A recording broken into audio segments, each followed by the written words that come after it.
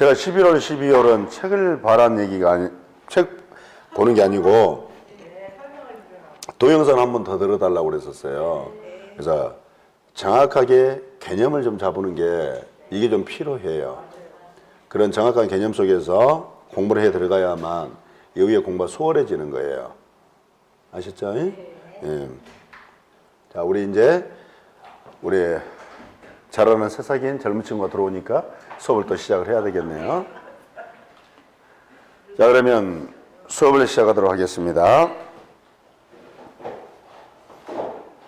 보니까 우리가 부동산 물권 변동이라는 게 있는데 법률 행위를 원인으로 한 부동산 물권 변동과 법률의 규정을 원인으로 한 부동산 물권 변동이 있는데 법률 행위를 원인으로 한 부동산 물권 변동은 등기를 해야 된다고 그랬죠. 근데 법률의 규정은 등기하지 않아도 물권 변동 효력이 발생한다고 그랬습니다. 그러면 왜 법률 행위는 등기를 해야만 비로소 물권 변동 효력이 발생하고 법률의 규정은 등기를 하지 않아도 물권 변동 효력이 발생한 걸로 처리하고 있는지 한번 보도록 할게요. 예를 들어서 갑과 을 사이에 갑의 소유 건물을 을이 1억에 사기로 매매 계약을 체결했다고 가정하겠습니다. 그러면 지금 이 을이라는 매수인이 말이에요. 매도인에게 매매 대금을 완납을 했습니다. 자, 이처럼 매매 대금을 완납했어요. 근데 이 매수인이 아직 이 건물을 매수인 명의의 소유권 이전 등기를 하지 않았다고 하겠습니다. 아직 소유권 이전 등기를 하지 않았지만 매도인에게 지금 대금을 완납한 모습 맞죠? 그렇다면 이 매수인은 이 건물의 소유권을 취득한다 못한다? 한다 못한다? 취득하지 못한다는 겁니다. 자, 대금을 완납했음에도 불구하고 아직 소유권 이전 등기를 하지 않았다면 이 매수인이 지금 소유권을 취득할 수 없다라고 하고 있죠. 그러면 이처럼 봐보세요. 대금 완납했음에도 불구하고 아직 등기를 하지 않았다면 소유권 취득이라는 물권 변동 효력이 발생하지를 않는다는 겁니다. 그러면 이 매수인이 그러면 언제 요 소유권을 취득하냐면 매수인 명의의 소유권 이전 등기를 했을 때 비로소 이 건물의 소유권을 취득한다. 요 논리가 되는 건 맞죠? 등기를 해야만 비로소 뭘 취득한다? 소유권 취득한 물권 효력이 발생한다. 이 소리인데 왜 그럴까? 자, 여기는 매매죠. 매매는 법률행위 아닙니까? 그러면 여기는 법률 행위를 원인으로 한 부동산 물권 변동의 모습이죠. 법률 행위를 원인한 부동산의 물권 변동 모습이기 때문에 여기는 뭐까지 해야만? 등기까지 해야만 비로소 소유권 취득이라는 물권 변동 효력이 발생하기 때문에 이와 같이 대금을 완납했다 할지라도 아직 매수인 명의의 소유권 이전 등기를 하지 않았다면 매수인은 소유권을 취득할 수 없다는 거예요. 등기하지 않으면 물권 효력이 발생하지 않기 때문에. 그러면 왜 이처럼 법률의 경우는 등기가 해야만 물권 효력이 발생할까? 자, 법률행위는 누가 하는 거죠? 당사자가 하는 거 아닙니까? 넘들이 모르잖아요. 그러면 넘들이 알게끔 공시를 해줘야 될 거 아니에요. 소유권 변동의 모습을 공시를 해줘야만 넘들도 알게 되는 거죠. 그래서 뭐까지 해야만? 등기까지 해야만 비로소 물권 변동 효력이 발생한다는 겁니다. 자, 반면에 여기 갑이라는 사람이 있고 여기 을이 있습니다. 자, 이 갑이 피상속인이라고 합시다. 그러면 을은 뭐가 되죠? 상속인이 되겠습니다. 자, 이 갑이 피상속인의 건물이 존재합니다. 자, 드디어 피상속인이 사망을 합니다. 자, 이와 같이 피상속인이 사망하게 되면 뭐가?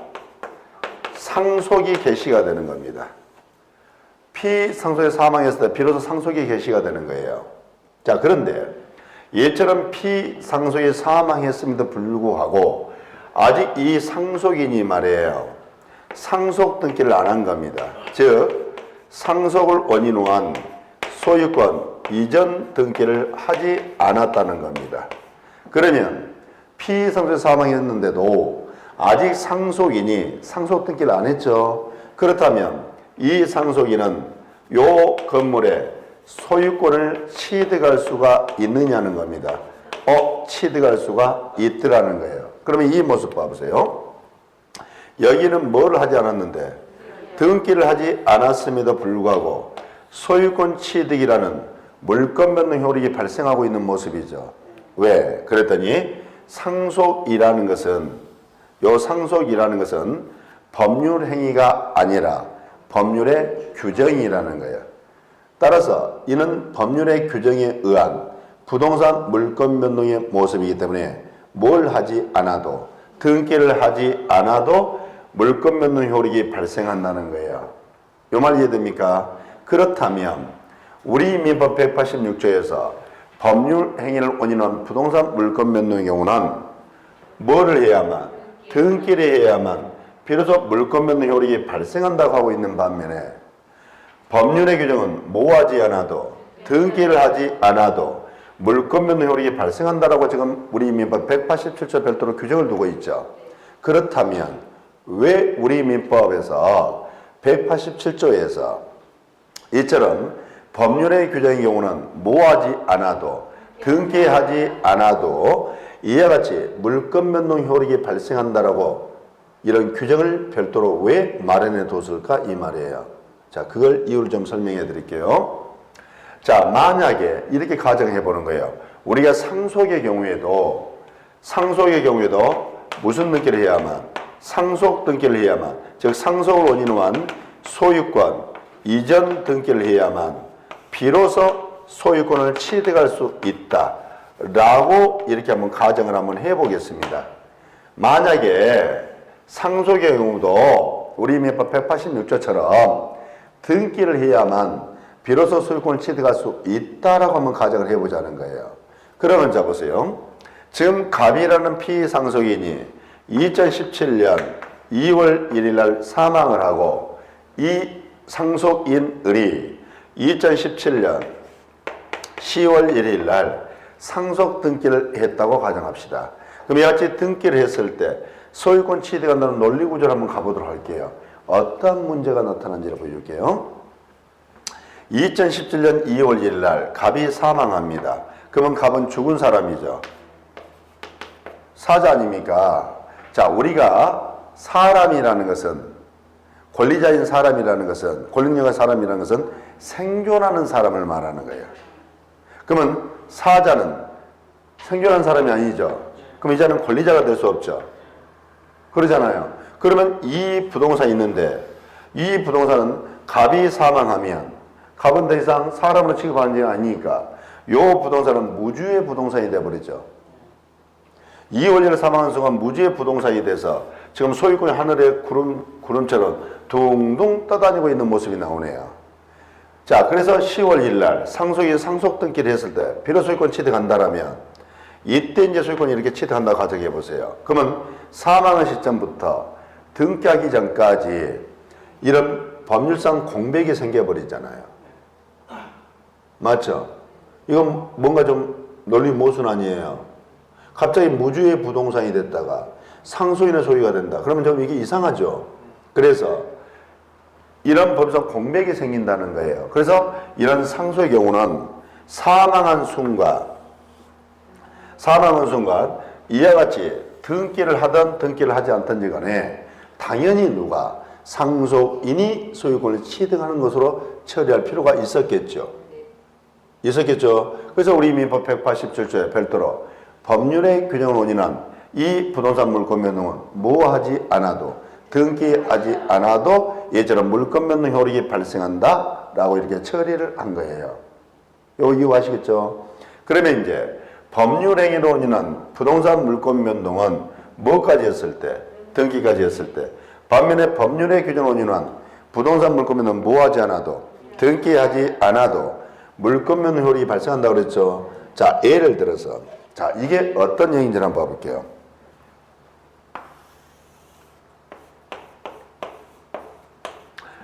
자, 여기 토지가 있는데 A라는 자가 요 토지에 지상권이라는 물건을 취득한다고 합시다. B라는 자가 이 토지에 대한 지상권이라는 물건을 취득한다고 합시다. 그러면 이때 A와 B가 요 지상권 취득하는 과정이 서로 다르다고 가정할게요. 예를 들어서 A는 어떻게 해서 이 토지의 지상권을 취득하려면 지상권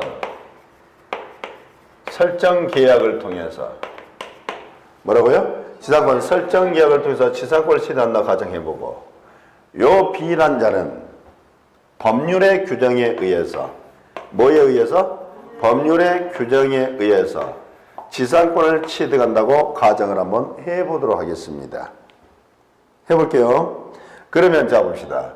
예를 들어서 여기에 토지 소유자와 요 A 사이에서 지금 지상권 설정 계약을 통해서 요 A가 이 토지에 대한 지상권을 취득합니다. 그러면 이처럼 지상권 설정 계약을 하게 되면 이 A는 바로 이 지상권 취득하겠죠? 아니라는 겁니다. 지상권 설정 계약이죠. 이건 법률행위죠. 무슨 행위예요? 이건 법률행위잖아요. 법률행위 맞죠? 그러면 이 지상권 설정 계약 요 사실만 가지고는 이 A라는 자가 지상권 취득할 수 없고 지상권 설정 뭐를 했을 때 등기를 했을 때 비로소 A는 지상권을 취득하게 되는 겁니다. 근데 B는 봐보세요. B는 요 토지에 대한 지상권을 법률의 규정에 의해서 지상권 취득하는 거죠. 그러니까 187조 규정에 따라서 얘는 지상권 설정 뭐 하지 않아도 등기하지 않아도 뭘 취득한다? 지상권을 취득하게 되는 겁니다. 뒤쪽에 다 이렇게 돼 있어요. 다 이렇게 돼 있어요. 법률행위를 원인한 경우라면 반드시 뭐까지 해야 하나? 등기까지 했을 때 비로소 물건을 취득하지만 이와 같이 법률의 규정이라면 굳이 뭐하지 않아도 등기하지 않아도 이처럼 물건을 취득한다는 얘기입니다. 그러면 법률의 규정에서 취득한 이 지상권을 뭐라고 부를까요? 법률의 규정을 줄이니까 법정이 되겠죠. 법률의 규정을 줄이니까 법정 아니에요. 그래서 법률의 규정에서 취득한 이 지상권을 우리가 무슨 지상권이라고 그래요? 법정 지상권이라고 표현하는 겁니다. 아셨어요? 그러면 이처럼 이와 대비시켜서 이 지상권 설정 계약을 취득해서 계약을 통해서 취득한 이 지상권을 뭐라고 하냐면 약정 지상권이라고 하는 거예요. 계약을 통해서 취득한 지상권이라는 소리예요. 이제 약정 지상권, 법정 지상권 이 개념 아시겠어요?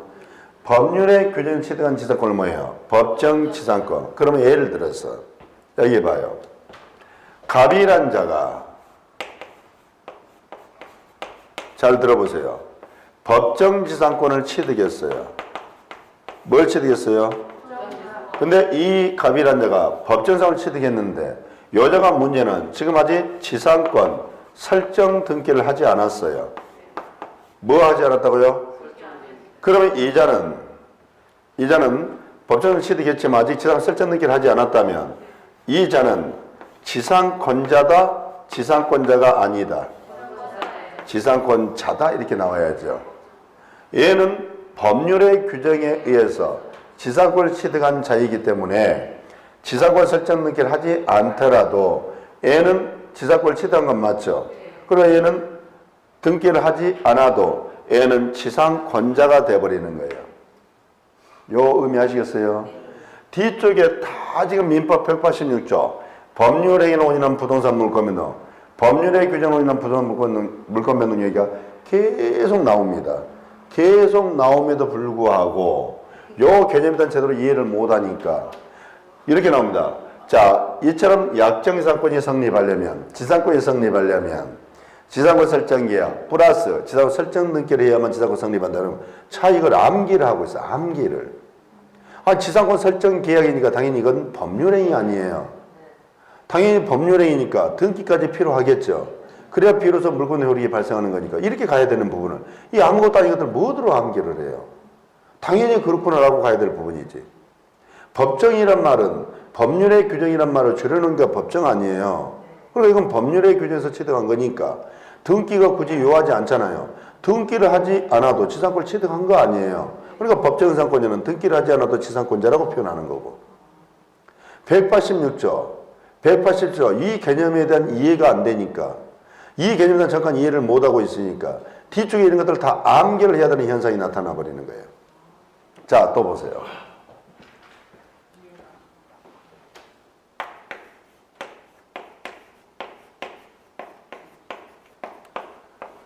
법정갱신이라는 표현이 있어요. 갱신이 뭐예요? 갱신. 연장. 다시가 아니고 뭐예요? 연장. 다시는 영산포 밑에 있어요. 다시가 아니고 연장이에요. 연장. 여러분 계약 연장할 때 뭐 한다고 그래요? 계약을 연장할 때 뭐 한다고 그래요? 계약 갱신한다고 안 해요. 맞죠? 그럼 갱신은 뭘 말하는 거예요? 연장하는 걸 갱신이라는 거예요. 연장시키는 걸. 그럼 봐보세요. 지금 갱신이 어떻게 이루어졌어요? 법률의 규정에서 이루어졌잖아요. 갱신이 어떻게 이루어졌어요? 법률의 규정에서 이루어졌죠. 그러면 이건 등기를 요한다, 요하지 않는다? 등기하지 않아도 요 갱신의 효과가 발생한다, 안 한다? 이렇게 가야 될 거 아니에요. 이런 걸 왜 암기할 사항이냔 말이에요, 이런 게. 이미 앞에다가 법정이란 말을 써줬잖아요. 그럼 여기에 이미 법률의 규정이란 말 아니에요. 그럼 법률의 규정에 의한 갱신의 모습이니까 우리 민법 187조 규정에 따라서 뭐를 하지 않아도 등기를 하지 않아도 갱신 효과가 발생한다라고 이렇게 가야 될 부분 아니에요. 그러면 이런 부분들이 지금 우리 민법 186조, 187조 요 규정에 대한 의미만 제대로 이해가 되시는 분이라면 굳이 법정갱신의 경우는 등기하지 않아도 당연히 갱신효과 발생한다 라고 이렇게 가버리면 되는 거예요. 제 설명 아시겠어요? 그러니까 우리는 굳이 암기하지 않고 당연히 그렇지 당연히 이렇게 해야 될 부분들을 막 열심히 암기를 하는 이런 이상한 현상으로 가고 있는 거예요. 공부하는 모습들이. 그러니까 가장 기본적인 내용들이 실은 가장 중요한 것들이거든요. 그 부분은 이해가 정확하게 이해가 서야만 나머지 부분들 공부할 양이 줄어들어간다는 거예요. 그런 기본적인 부분들이 이해가 없으니까 우리는 모든 사항들 다 암기할 사항으로 바뀌어버리는 거예요. 그러니까 공부가 힘이 들어가는 거예요. 이제 하기 싫어져 버리고. 제 말 이해됐죠? 이게 얼마나 186조 법률 행위를 원인한 부동산 물권변동 법률의 규정을 원인한 이 부동산 물권변동 이 개념적 정의가 얼마나 중요한 소리인지 알겠어요? 그러면 여러분 생각해 보세요. 그러면 이처럼 상속처럼 뭐하지 않아도 등기를 하지 않아도 이하지 물권 효력이 발생한 것들이 있겠죠. 근데 그것은 법률의 규정에 따라 이루어진 거죠. 그러면 법률의 규정에 따라 이루어졌다는 것은 이 법률에 정해져 있다는 소리 아니에요. 법률에 정해져 있는 것들 아니에요. 맞잖아요. 그럼 법률에 어떤 것들을 이렇게 정해놨냔 말이에요. 등기하지 않아도 되는 것들이. 법률에 정해놔야 될 거 아니에요. 대표적인 게 상속이 있잖아요. 또 뭐가 있어요? 공용징수라는 게 있어요. 공용징수가 뭐냐면 수용을 얘기해요. 수용. 일방 수용. 또 뭐가 있냐면 판결이라는 게 있어요. 또 뭐가 있던가요? 경매라는 게 있어요. 경매. 또 뭐가 있어요? 기타. 요 네 가지 말고도 기타. 또 법률의 규정을 둔 것들이 많이 있어요. 이런 법정갱신, 법정상권 취득. 전부 다 법률에 정해놓은 거 아니에요. 이런 것들은 뭐 하지 않아도, 등기를 하지 않아도 물권 변동 효력이 발생한다. 이렇게 정리가 되더라 이 말이에요. 제 설명 아시겠습니까? 그럼 자 보세요. 여러분 기억해 보세요. 포기죠, 포기. 제가 소유권 포기라는 걸 한번 쓴 적이 있었죠. 법률행위 설명할 때 소유권 포기를 쓴 적이 있어요. 이 소유권 포기는 법률행위라고 쓴 적이 있어요, 없어요? 그럼 포기는 법률행위 아니에요? 법률행위죠. 그럼 봐보세요.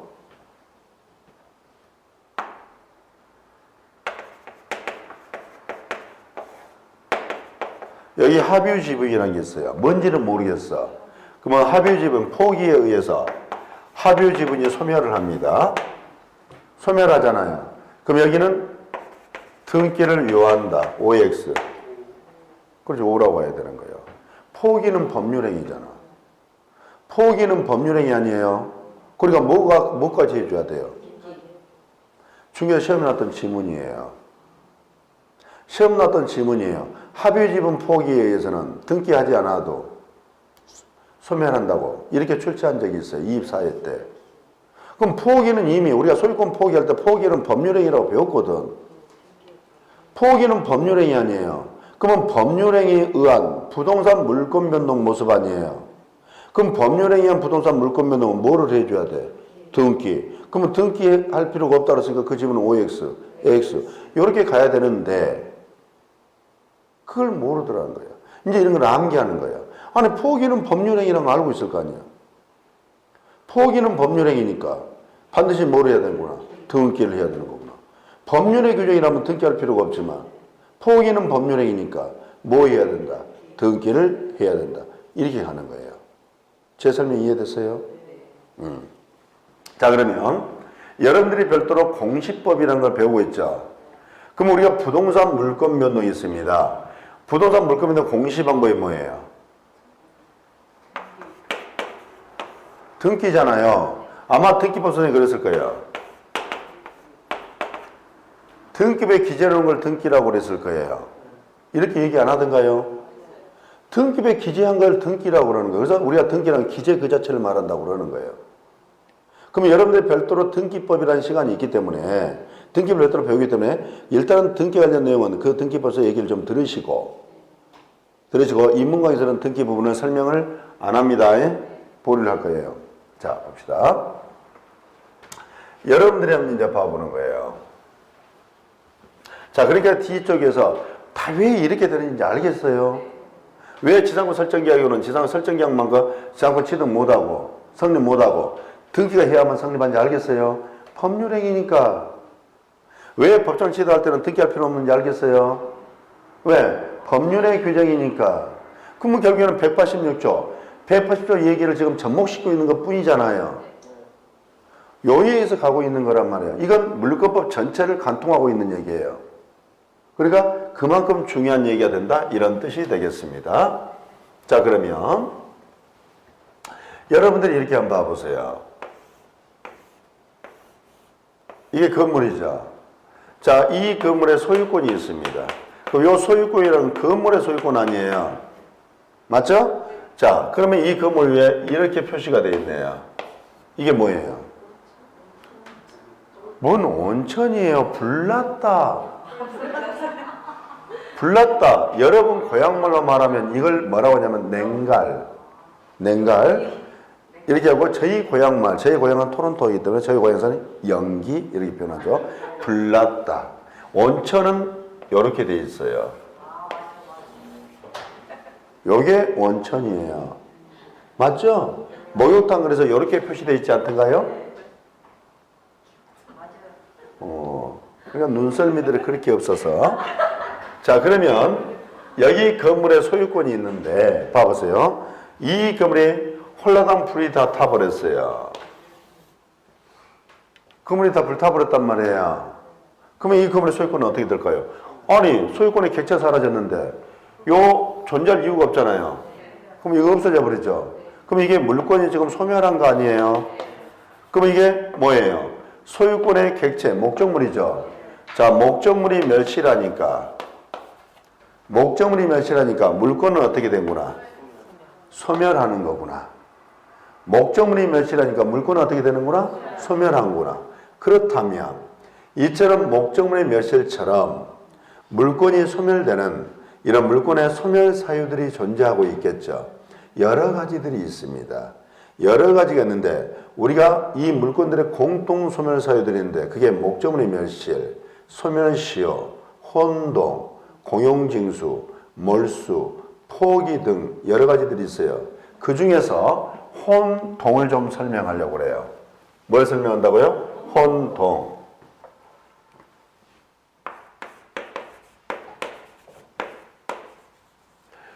자, 혼동이 뭐냐는 거예요. 자, 여러분들이 우리가 일상 대화에서 아, 나 지금 혼동스럽다. 나 혼란스럽다. 이런 표현 해야 안 해요? 그러면 그때 쓰는 이 혼동 또는 혼란스럽다. 이게 어떤 의미예요? 헷갈린다. 왜 헷갈릴까? 뒤죽박죽 섞여버리니까. 뒤죽박죽 섞여서 그런 거 아니에요? 그러면 이 혼자가 한자로 이렇게 돼 있을 거예요. 이렇게 됐을 거예요. 이게 섞일 혼이라고 그래요. 섞이다. 섞이는 걸 말해요. 그러면 여러분들이 자, 혼동의 개념을 알아야 돼요. 혼동이란 뭐냐면 여기 한 사람이 있어요. 한 사람, 그 사람이 아니고 자, 이 한 사람에게 두 개의 법률상 지위입니다. 요 한 사람에게 두 개의 법률상 지위가 귀속하는 이 모습을 우리가 혼동이라고 그래요. 뭐라고 그랬어요? 한 사람에게 두 개의 법률상 지위가 귀속하는 모습을 우리가 혼동이라고 합니다. 예를 들어서 이게 갑의 소유 토지인데 을이란 자가 2017년 2월 1일 날 지상권을 취득했다고 가정하겠습니다. 자, 을이 이 토지를 사용해 보니까 너무나 마음에 들어요. 그래서 을이 10월 1일 날 이 토지를 돈 주고 사버렸다 합시다. 그러면 소유권을 취득합니다. 이 모습 봐보세요. 자, 을이 분명히 2월 1일 날 지상권 취득했으므로 을은 지상권자 맞죠? 근데 10월 1일 날 이제 소유권 취득해버렸죠. 그럼 을은 소유자죠. 그러면 을이라는 한 사람에게 이 한 사람이 지상권자인과 동시에 소유자 아닙니까? 맞죠? 그러면 한 사람에게 두 개의 법률상 지위가 기속한 모습 맞죠? 이 모습을 뭐라 그래요? 혼동이란다 말이에요. 이걸 혼동이라는 거예요.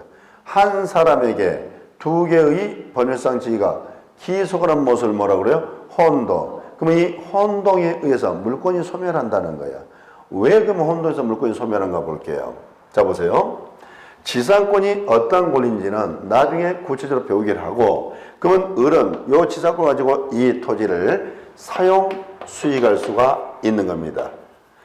자, 그런데 10월 1일 날 소유권을 취득하게 되면 을은 이 소유권을 가지고 이 토지를 사용, 수익, 처분할 수가 있는 거예요. 그러면 지금 지상권이라는 권리 내용과 소유권이라는 권리 내용을 비교를 해보니까 어떤 권리가 소유권이 지상권보다 포괄적 권리 맞죠? 그러면 요 지상권이 여기 소유권에 흡수가 돼버리는 거예요. 지상권이 있잖아 소유권에 흡수가 돼버리는 거예요. 흡수가 되니까 굳이 이 지상권이 그러면 소유권에 흡수가 돼서 섞여져 버리겠죠. 그러잖아요. 그럼 이 지상권에 대해서 존속할 이유가 있어요, 없어요? 없다는 거예요. 소멸한다는 거예요. 자, 이걸 우리가 뭐라 표현하냐면 혼동으로 인한 물권의 소멸 이렇게 표현하는 거예요.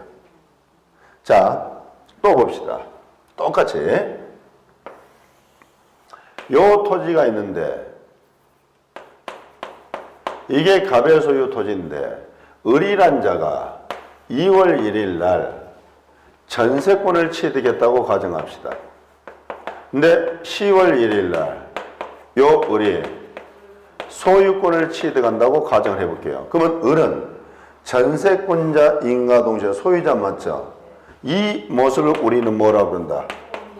요걸 우리는 혼동이란다 이 말이에요. 오케이? 그러면 요 전세권은 여기 소유권에 흡수가 돼버립니다. 흡수가 되기 때문에 요 전세권이 소유권에 흡수가 돼서 소유권에 섞여져 버릴 거 아니에요. 그러면 소유권이 어떻게 된다? 존속할 이유가 없으니까 어떻게 된다? 소멸한다. 이걸 우리는 뭐란다? 혼동으로 인한 물권의 소멸.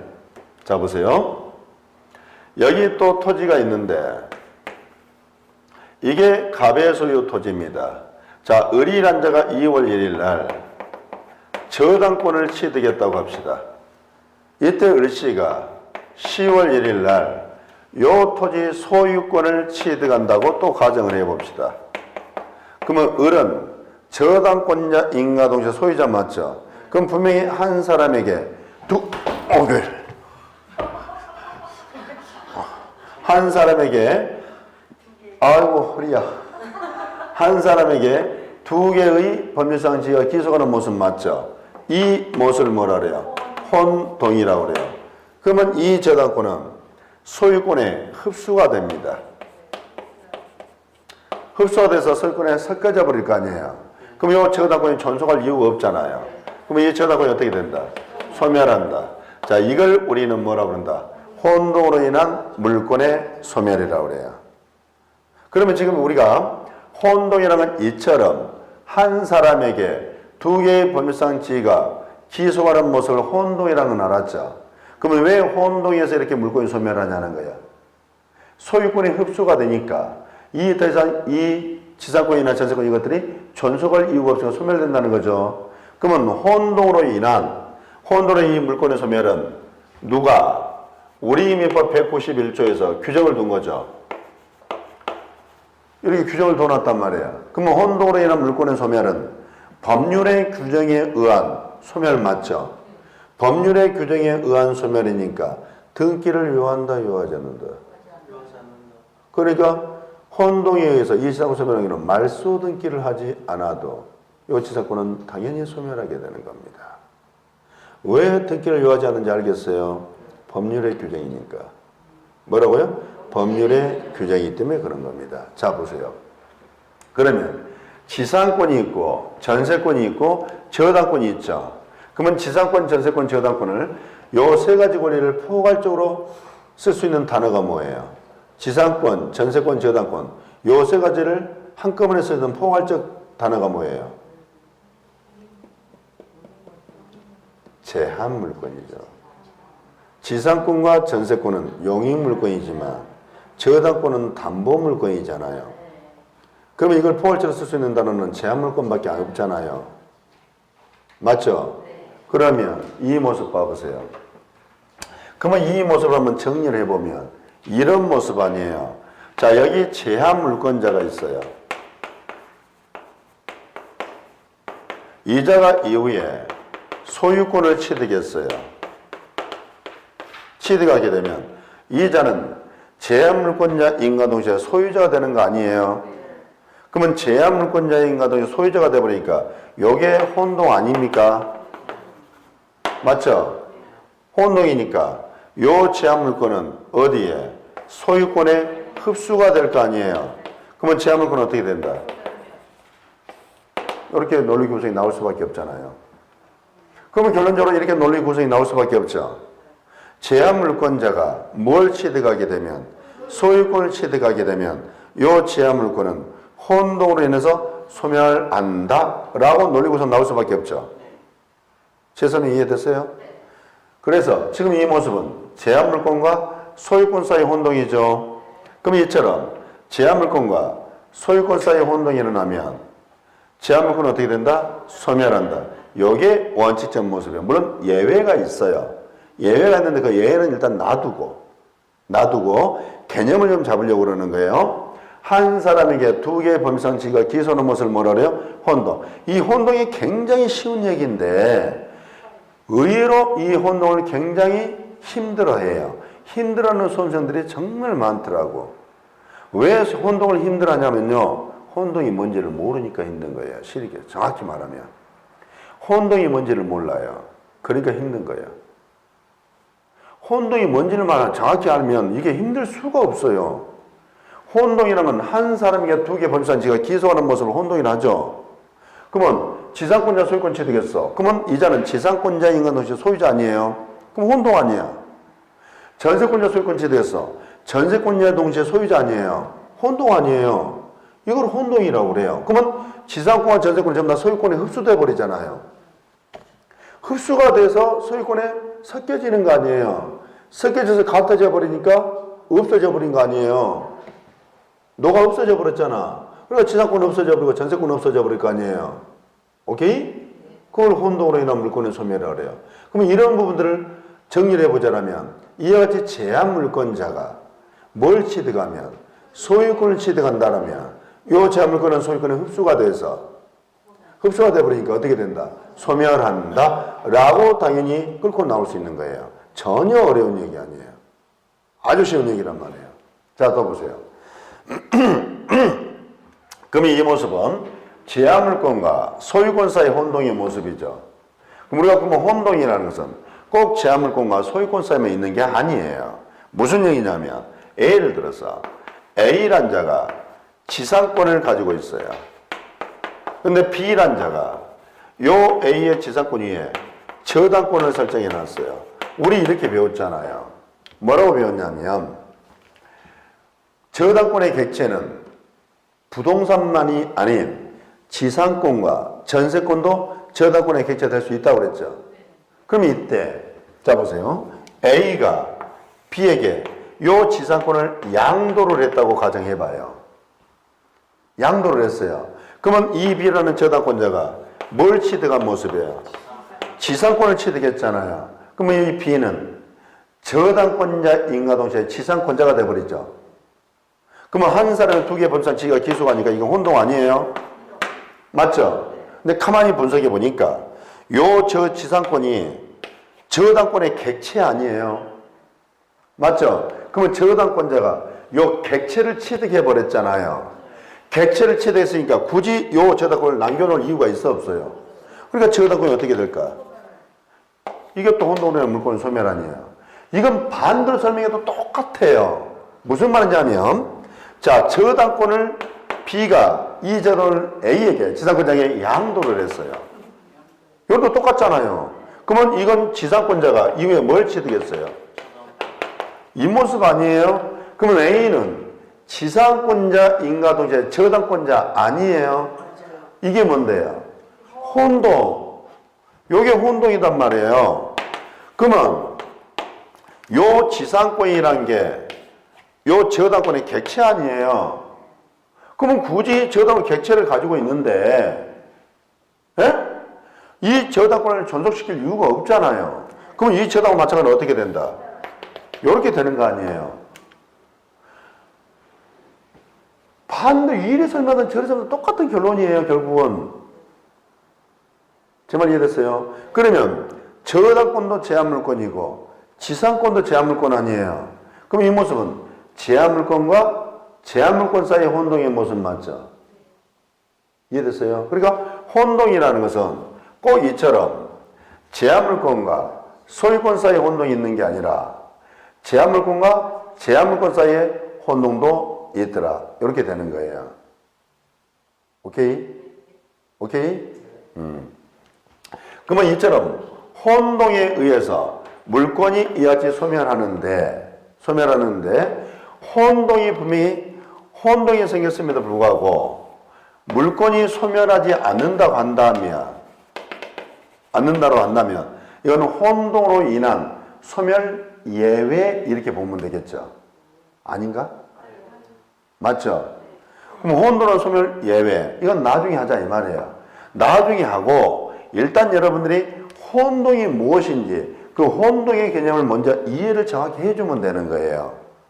아셨어요? 그럼 여러분 봐보세요. 이제 혼동이라는 물권의 소멸하셨어요. 이처럼 제한물권자가 뭘 취득했다? 소유권 취득하면 이자는 제한물권자고 동시에 소유자죠. 그러면 한 사람에게 두 개의 범상치가 기수겠죠. 했죠? 그럼 이걸 뭐란다? 혼동. 이걸 뭐란다? 혼동. 이걸 혼동이라는 물권의 소멸이라고 그래요. 자, 그럼 봐보세요. 여러분이 이제 혼동이라는 얘기를 알았죠? 혼동이 뭔지 알았잖아요. 그러면 이 모습을 한번 설명해 볼게요.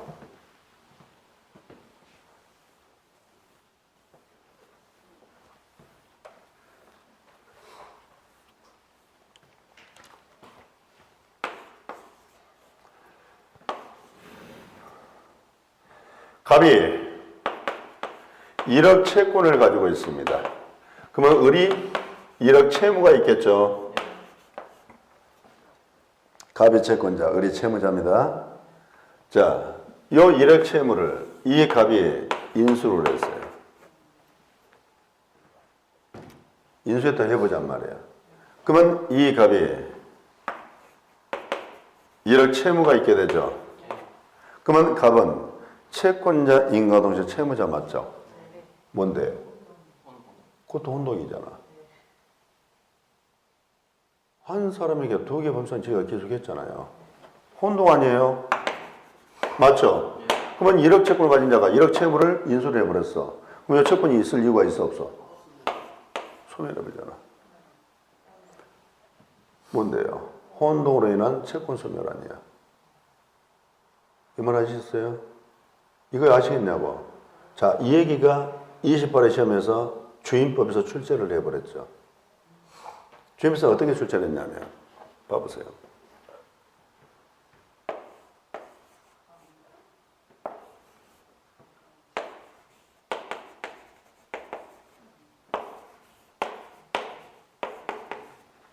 갑이 임대인, 을이 임차인입니다. 주택임대차예요. 그럼 임대는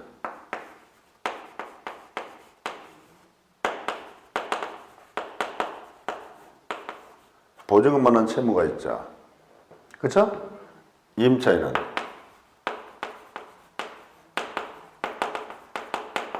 보증금 받는 채권이 있을 거 아니에요. 자, 여기 주택이 있습니다. 우리 주임법에서 요 주택의 소유권이 있죠.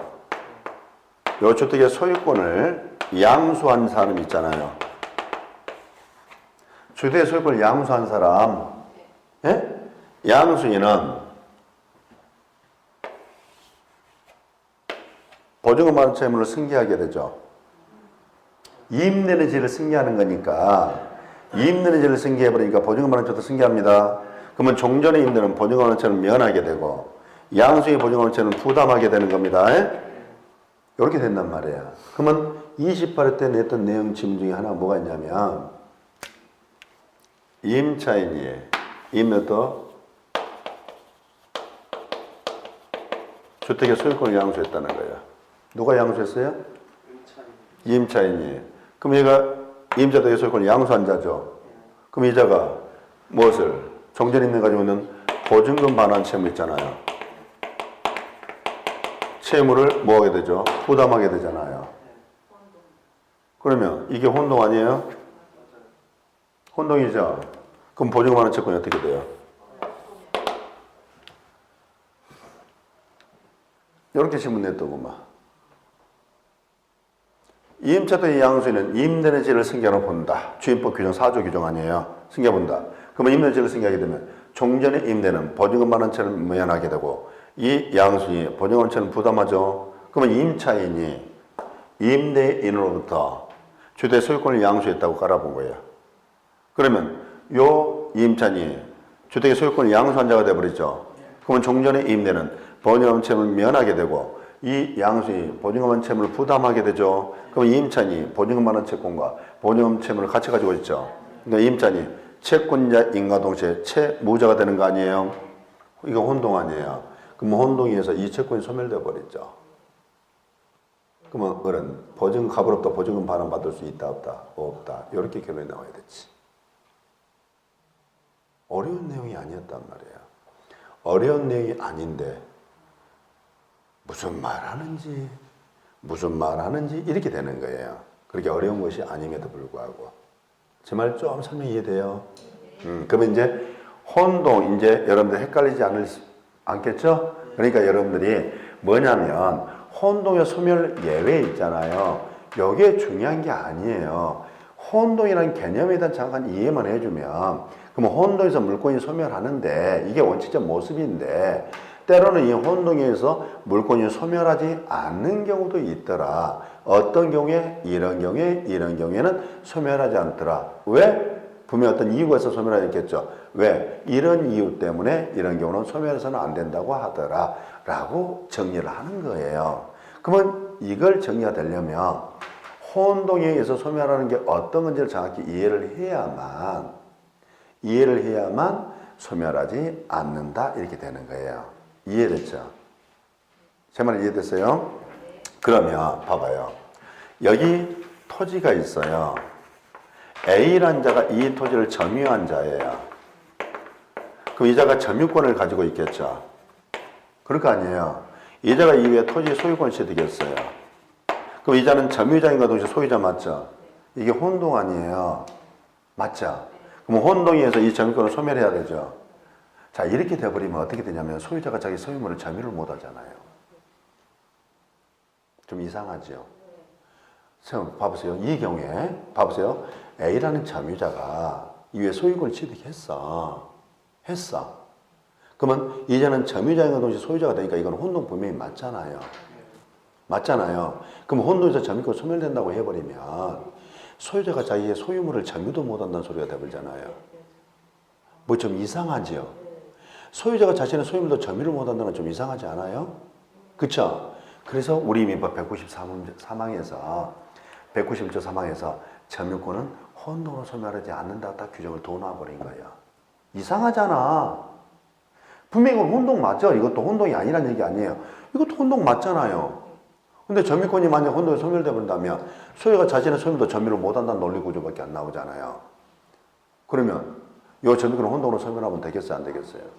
그렇게 규정을 딱 도는 거잖아. 191조 3항에다가. 딱 이어서 도는 거예요. 제 설명하셨어요? 아셨냐고요? 그러니까 제가 여러분들에게 뭘 가르쳐 드리고 싶냐면 이 결론을 가르쳐 드리고 싶은 게 아니에요. 왜 그러면 그런 걸 이렇게 두었는가? 왜 이럴 수밖에 없는가? 왜라는 걸 알려주고 싶은 거예요. 왜? 그래야만 여러분들이 사고, 판단하고 생각할 수가 있으니까. 그런 것 없이 공부를 하게 되면 남는 게 없어요. 전부 다 암기로 가야 되잖아요. 자, 이럽시다. 여러분들 공부를 했던 분이 있다면 광업권자가 위에 소유권을 취득하면 광업권은 혼동으로 소멸하지 않는다고 아마 알고 있을 거예요. 광업권자가 소유권 취득하면 광업권은 혼동으로 소멸하지 않는다고 이렇게 암기하고 있어요. 이거 실은 암기할 사항이 아니거든요. 근데 왜 그러면 이걸 전부 다 암기로 가냐면 왜 광업권이 혼동으로 소멸하지 않는지를 몰라. 여기 토지가 있어요. 토지가 있다면 토지 지하에 매설된 지하 광물 있죠. 광물 있잖아요. 그러면 광업권은 요 지하 광물이 대상이에요? 토지가 대상이에요? 지하 광물. 맞죠? 자, 그러면 A라는 광업권자가 요 토지 소유권을 취득한 거야. 그럼 소유권 있잖아요. 이 토지인 거죠? 지하 광물 아니잖아요. 서로 대상이 같아달라. 그러니까 혼동으로 소멸하지 않겠지 뭐. 서로 대상이 다른데 광업권은 지하 광물을 대상으로 하고 있는 거고 요 토지권은 토지를 대상으로 하고 있는 거 아니에요. 서로 대상이 달리하고 있잖아요. 서로 대상이 다른데 어떻게 혼동으로 소멸하냔 말이야. 대상을 달리하고 있는데 제 말 이해됩니까? 이해됐어요? 여기 봐봐요. 요 지상권의 대상도 토지죠. 아니에요? 소유권 대상도 토지 아니에요. 서로 대상 똑같은 거 아니에요. 똑같은데 요 지상권은 토지를 사용수익한 다음에 이건 사용수익 처분하니까 얘가 포괄적 권리가 돼버리잖아요. 그럼 그 지상권 없어도 사용수익 다 할 수 있잖아. 안 그래요? 그럼 굳이 지상권 존속할 이유가 없잖아요. 그러니까 지상권 소유권에 흡수가 돼서 소유권에 섞어져 버리는 거야. 섞어져 보니까 이제 섞어져서 없어져 버렸을 거 아니에요. 같아져 보니까. 그러니까 지상권 없어지겠지 뭐. 이렇게 되는 거예요. 제 설명 좀 이해됩니까? 그래서 제가 여러분에게 가르쳐 드리고 싶은 것은 그 결론, 이 결론, 이렇다라는 결론, 이 결론을 여러분에게 주는 것보다는 왜 이런 결론이 나올 수밖에 없는지, 왜 이렇게 결론으로 나가게 되는지 그 과정, 그 배경을 여러분에게 알려주고 싶은 거예요. 그래야만 여러분 혼자 책을 읽을 때, 아, 이래서 이렇게 되는 거지. 이래서 이렇게 되는 거지. 논리 기계를 세워서 여러분들이 그래서 논리적 판단을 할 수 있다는 거예요. 이런 논리적 판단을 해 나가야만, 자꾸 이렇게 사유하는 공부를 해야만 우리가 공부를 했는데 우리가 봐보세요. 기억이 나지 않을 수도 있잖아요. 그럼 여러분들이 그동안 공부했던 법적 사고를 가지고 이렇다라면 이렇지 않을까라고 추론할 수 있는 능력이 생기는 거예요. 우리가 시험이라는 것은 어떠한 상황이 나타날지를 모르는 겁니다. 그러더라도 우리는 문제를 풀어내서 합격이라는 걸 해내야 되잖아요. 그러면 내가 기억이 나지 않을 때 기억나지 않는다면 무조건 그 문제를 찍어버린다. 이건 아니잖아요. 내가 법적 사고를 할 수만 있다면 내가 이런다, 내 기억이 나지 않더라도 여러 개 때문에 이렇게 답을 근사체 답을 찾아가 볼 수 있지 않을까. 저는 그래야 된다고 생각을 합니다. 그래서 여러분에게 되도록이면 이 결론을 여러분에게 주입시키기보다는 이 결론에 이르게 되는 과정, 왜 이렇게 될 수밖에 없는지 그 논리 과정을 여러분에게 알려드리고 싶은 거예요. 정말 이해됐죠? 아마도 여러분들이 물권자 청구이라는 개념을 잡을 때 저처럼 이게 잡아주는 걸 처음 들어봤을 거예요. 요 청구를 발생시키는 그 기초되는 권리가 물권이면 요 청구를 뭐라 부른다? 물권 청구. 요 청구를 발생시키는 기초되는 권리가 채권이라면 요 청구를 뭐라 부른다? 훨씬 더 쉽잖아요.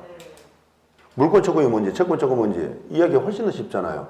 그렇게 접근하면 된단 말이에요. 여러분이 봐보세요. 상속받을 수 있는 권리가 있더라.